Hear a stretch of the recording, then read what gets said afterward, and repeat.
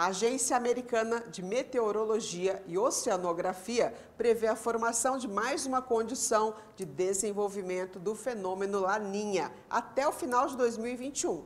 A notícia arrepiou dos pés à cabeça muitos produtores Brasil afora. O atraso da regularização da chuva na primavera do ano passado vem gerando problemas em efeito cascata que impactaram nas safras de grãos. Vamos saber mais sobre as tendências do clima a partir de agora e prestar muita atenção ao alerta do Celso Luiz de Oliveira Filho, que é agrometeorologista da Climatempo e o nosso próximo entrevistado. Cairo. Isso mesmo, Márcia. E agora, direto aqui de São Paulo, vamos conversar aqui com o Celso Luiz. Bem-vindo aqui ao programa Noticiário Tortuga. Muito obrigado. Prazer. Prazer é nosso em recebê-lo aqui. E hoje, Celso, para a gente falar um pouquinho aí sobre previsão do clima aí para esse restante de ano ainda que a gente tem aqui no Brasil e como que isso vai impactar aí de forma direta o agronegócio. Foi divulgado que a gente tem aí 70% de chance de desenvolvimento de um novo fenômeno aí que é o Laninha. Como que isso pode impactar aí a safra de verão aqui no Brasil? Lembrando primeiro o que é o Laninha, né? Um resfriamento das águas do Oceano Pacífico na região equatorial.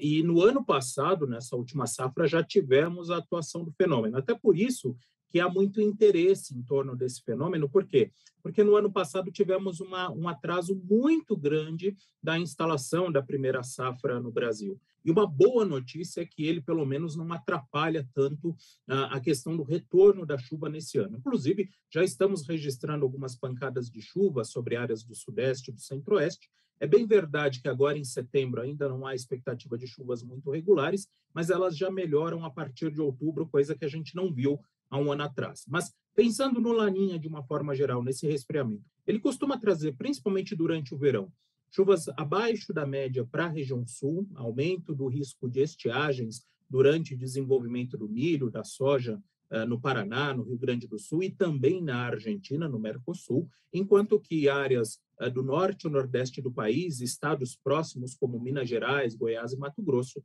acabam registrando chuvas acima da média, inclusive com algumas invernadas entre a colheita da primeira safra e a instalação da segunda safra. Pensando também em outros fatores aí que podem desenvolver problemas problemas meteorológicos aqui no clima aqui no Brasil, o produtor precisa ficar atento aí mais algum outro fator que pode afetar de forma direta?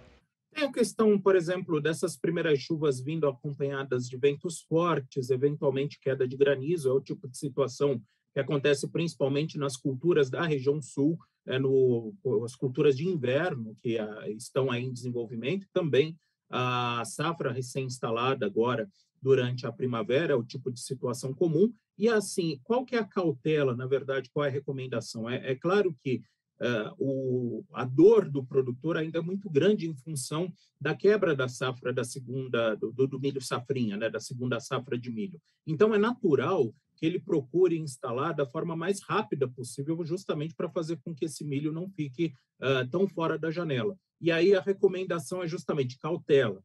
Cautela com essas primeiras chuvas que vão acontecer agora em setembro, no Sudeste e no Centro-Oeste, mas a tendência agora é que as chuvas sejam mais regulares, mais intensas, mais abrangentes a partir de outubro. Outro ponto importante aí também para a gente monitorar é mais para frente, entre dezembro e janeiro, que há uma expectativa de diminuição das chuvas em partes aí do Sudeste e também do Centro-Oeste, aumento até das precipitações no Sul, embora isso não represente obrigatoriamente uma situação, digamos assim, favorável para o desenvolvimento de grãos. Qual que é o alerta aí?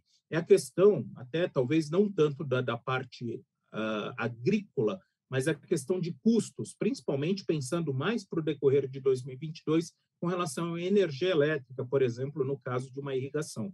Vamos ter ainda em 2022 problemas associados a nível de reservatório, por consequência, custo de energia, infelizmente, ainda alto, já que as chuvas previstas para esse ano, elas são até boas para a agricultura, mas ainda não são suficientes para aumentar o nível de reservatório. E como que o produtor, pensando aí nesse fator do clima, ele pode lidar com essa situação? Para o pequeno e médio produtor, a sugestão sempre é procurar um seguro agrícola, justamente porque as condições extremas, elas podem acontecer a qualquer momento. Então, A primeira sugestão é essa. A segunda é trabalhar, claro, de forma mais escalonada, trabalhando aí com variedades diferentes, precoce, super precoce, tardia, média, enfim, mesclando um pouco mais, justamente para não colocar todos os ovos na mesma cesta, ou seja, fazer um plantio muito acelerado. Por quê?